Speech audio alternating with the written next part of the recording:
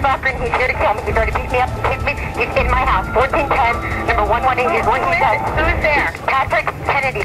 This week, a woman moves 1,000 miles away to shake a stalker. But geography is no obstacle for her abusive ex. A case that spans over 3 states and ends in the Central Valley. You can run, but you can't hide. Next.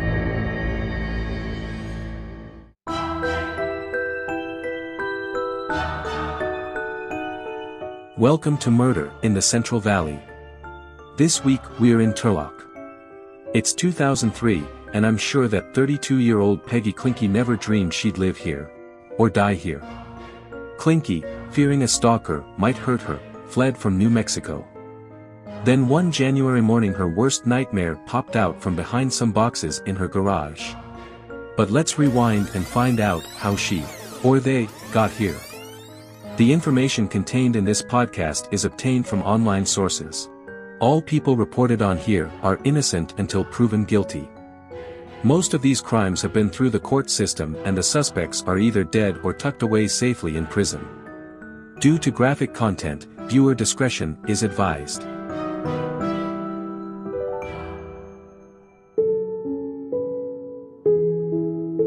In 1997, 28-year-old Margaret Peggy Clinky, Peggy, as friends called her, was an undergraduate at the University of New Mexico. She had been married for about a year and living in Italy, but when they moved to Albuquerque they dissolved the marriage. Originally being from Youngstown, Ohio, Peggy decided to stay in New Mexico to finish college. In November, she met 32-year-old Patrick Kennedy in a study group.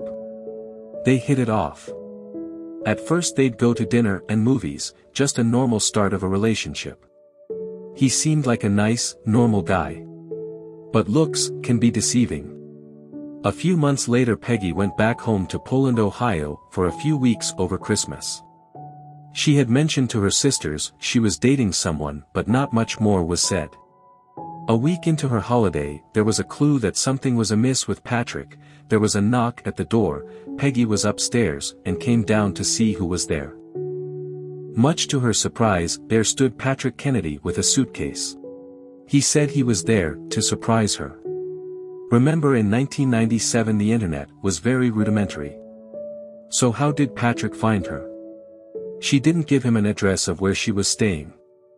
They invited him in and he spent the next week with them. The family was not impressed with him at all. He would hover over Peggy, dominate all the conversations, and was overly friendly. For her family this threw up red flags immediately, but they were just dating and they figured she would move on from him eventually. But soon the two moved in together. From the start Patrick was getting between Peggy and her family. Wedging oneself between a person's friends and family is the cornerstone of an abusive relationship. Peggy seemed happy, but something was changing. She would call her married sister and ask about what they argue about. She never said what was wrong, but this was an indication that Patrick might be a problem. But what can a family do from afar when an abusive person wraps their tentacles around their loved one? Many times the abuse becomes just a normal part of life. These relationships aren't about love, they're about control, and Patrick was doing a great job. He wasn't physically abusive, but emotionally and verbally.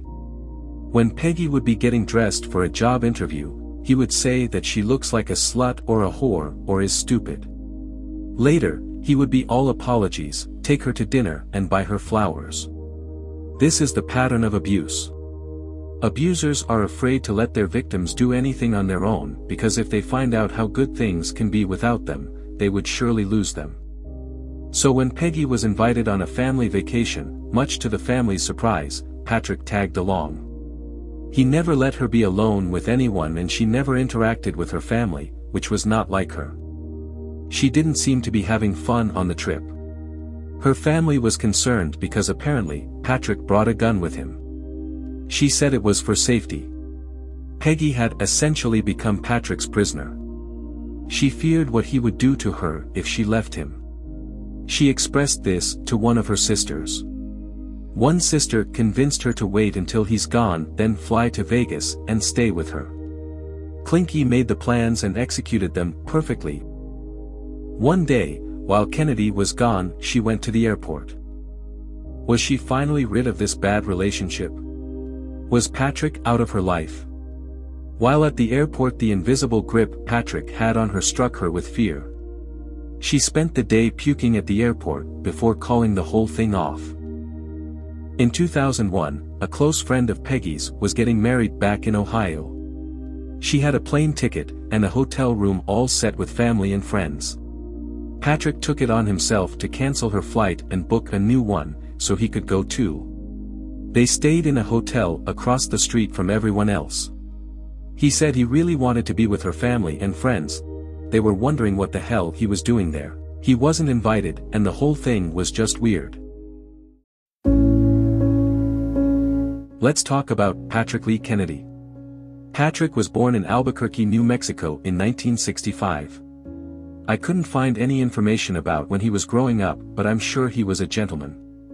He graduated from the University of New Mexico with the Bachelor of Science in Electrical Engineering.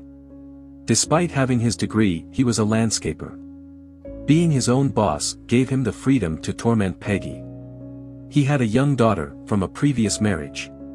When his ex-wife threw him out, he started stalking her. She kept going to the police about this. She filed an order of protection against him for stalking. Once, he used a glass cutter to cut up all the windows in her car. Another time, he dumped red paint all over the place. There was also allegations that he had molested their daughter. On the last report she filed, she wrote on the back in big letters, quote, "He is stalking me, he's not going to be happy until he kills me or kills our young daughter." The police just ignored this. In order to keep visitation rights with his daughter, a judge said he had to have a psychological evaluation.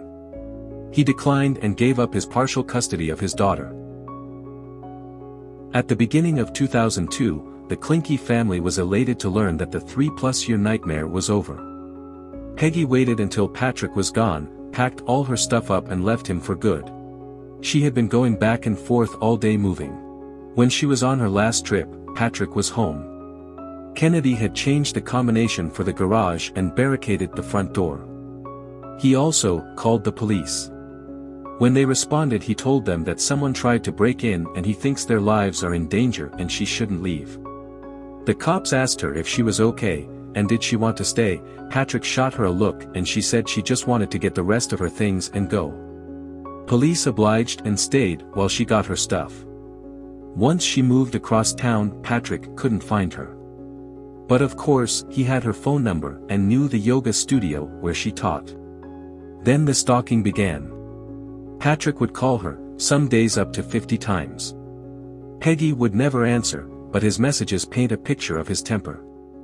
He would leave messages calling her a whore, and telling her to fuck off, then apologize and try to make up. Good, then get the hell out of my life. Who needs you? Beat it. Leave me alone.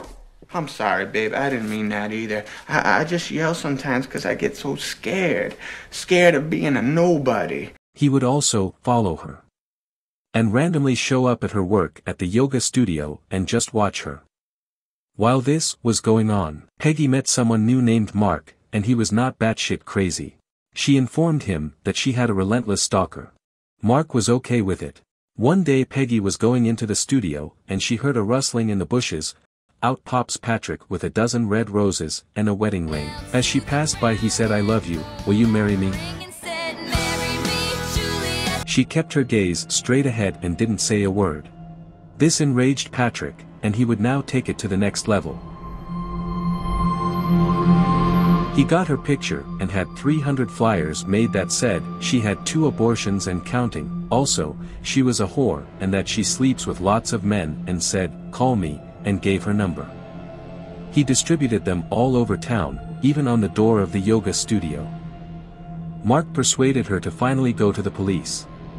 She showed them her phone records and the flyer. They, of course, told her that you can't be arrested for printing up flyers. Come back when something happens. In June of 2002, Peggy's brother was getting married in Orlando. Out of the blue, Patrick called and left a message that said he wished he could be there to see the wedding. "I hope you have a beautiful day. No hard feelings." Mark, Peggy and family traveled to Orlando for the wedding. This was time for Patrick to get to work. He boarded a plane to Youngstown, Ohio, and paid a visit to Peggy's mother's house. He spray painted on her garage door, quote, "PK is a whore. A class act." He wasn't done yet. He flew back to Albuquerque and paid a visit to Mark's house.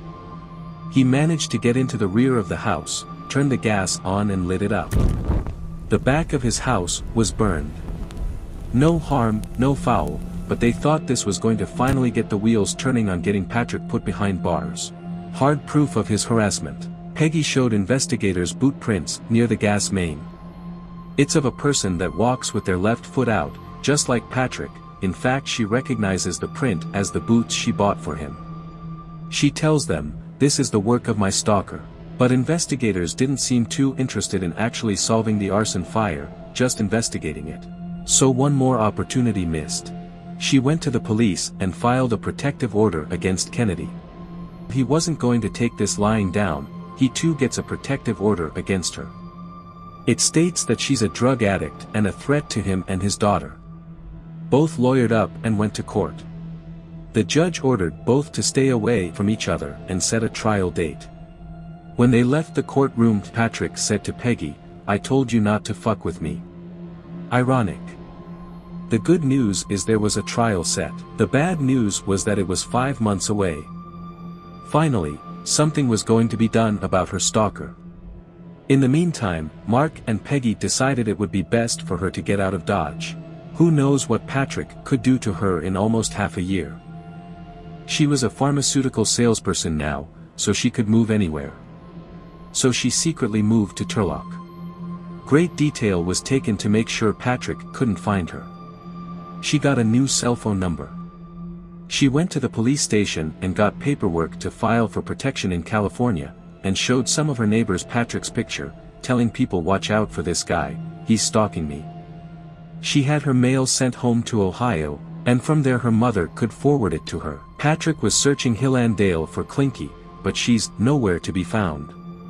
One day the phone rang at the office of the moving company that Peggy had hired to move her the 1,000 miles away. It was a person that identified himself as a police officer.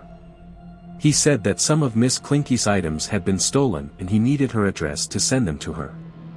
The lady told him they do not give out that kind of information. He said fine, don't worry about it. The moving company called Peggy to tell her about the call. She told them nothing of hers has been stolen. That was no cop, it was my stalker. Strike 1. Thanksgiving 2002, Peggy went back to Albuquerque to visit. One of Peggy's sisters got a call from Patrick.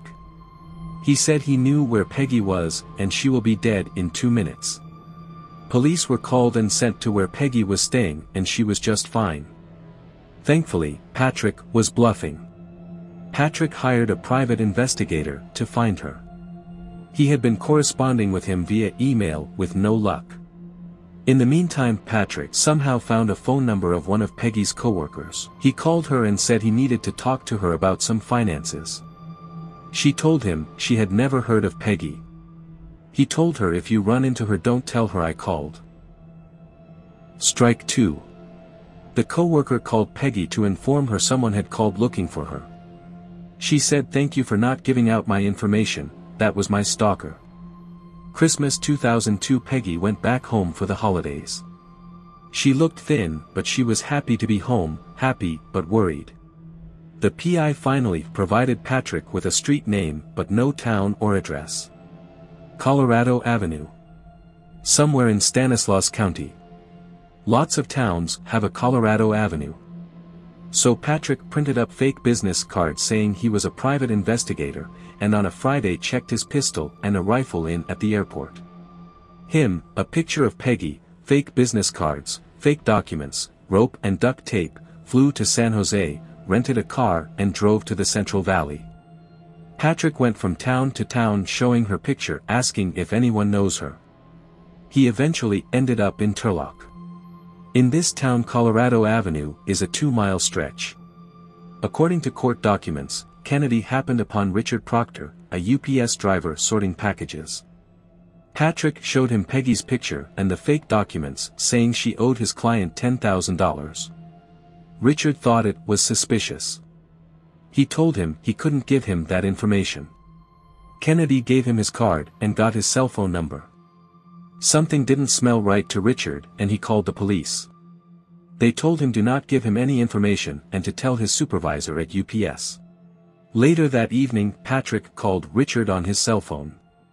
After talking him up a bit, Proctor allegedly caved and gave Kennedy Peggy's full address. Jackpot. Saturday, January 18th started off as a normal day for Peggy. She had plans to go for coffee with her neighbor, Rachel. She stepped into her garage for a second, and out pops Patrick from behind some boxes. She tries to run, but he pistol whips her in the head and throws her against a wall, and duct tapes her hands and mouth. Somehow, she finds a way to run. She makes it to her front door and is met with Rachel, gushing blood, screaming. They book it to Rachel's condo and hide in a closet. Frantically, Peggy calls 911 as Patrick breaks through the glass slider. He finds them as she's on the phone with dispatch. 911 emergency. I have a stalker and he's here to kill me. He's already beat me up and taped me. He's in my house. 1410, number 118. Here's what he does. Who's there? Patrick Kennedy. He's beating me up with a gun. He's trying to break it now. Does he have a gun right now? He does. He already beat my head. If you don't get here, he's going to kill both of us. Okay, we're on the way, ma'am. Now. Are they on the way? They're on their way. Quickly. My head is stopping wet with blood. He gets in this house. He's going to kill us. Stay on the line with me, ma'am. I'm staying on the line. Oh my God. How close are they? They're on their way. Patrick, I'm the only one here. He ran. Please. Stop it. Female. Please stop it. I actually got to kill me. Is he, ma'am? Police make their way down the hall.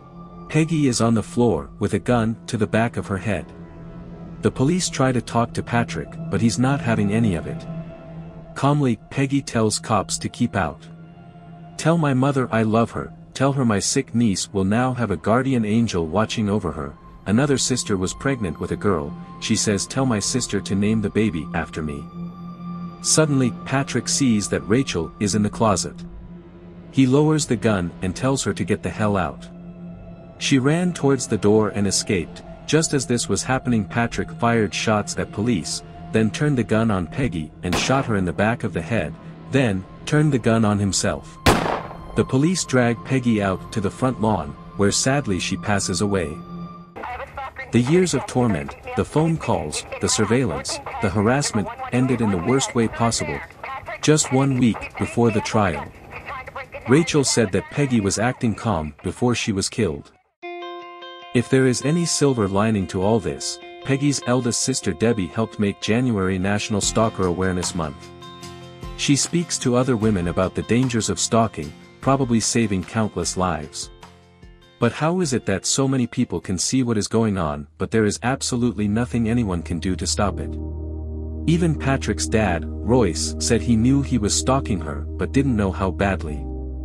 He said he was a good boy growing up, but something went tragically wrong and he just snapped. Peggy is buried in Poland Riverside Cemetery. She would have been 51 this December. In 2004, Peggy's mother filed a lawsuit against United Parcel Service, holding them responsible for her daughter's death. The court determined that it was not UPS's fault as Richard was not on the clock and the company has a strict policy against giving out personal details about their customers. The case was dismissed. In 2006 they appealed the decision, but it was upheld. The sad part is, there are plenty of Peggys out there right now. In fact, stalking has been on the rise ever since the COVID lockdown. And high-tech devices like smartphones have made stalking even easier. So what would you do if a stranger came up to you in the street and asked you for someone's address? Remember, when Patrick Kennedy approached Richard, the two had never met and he had no idea she was being stalked. Here are some warning signs that someone could become a stalker. Jealousy. Manipulative. Narcissistic. Deceptive. Obsessive. Instantly falls in love. Socially awkward, uncomfortable. Controlling. Depends on others for sense of self. Can't cope with rejection. Entitlement. Won't take no for an answer. Does not take responsibility for own feelings or actions. Patrick, fit these to a T. Do you think you could be tricked into divulging pertinent information on someone? Comment down below. Next week. A fake pregnancy, a murdered mother, a kidnapped infant. A heinous plan to steal a woman's baby. Don't miss the plot of The Baby Snatchers. On Murder in the Central Valley.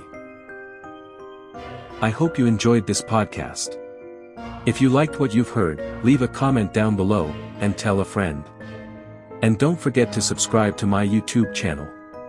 mitcvyoutube.com. You can also listen at murderinthecentralvalley.com. Hope to see you next time. And if you have a case you think I should cover, email me at murderinthecentralvalley@gmail.com. Thank you.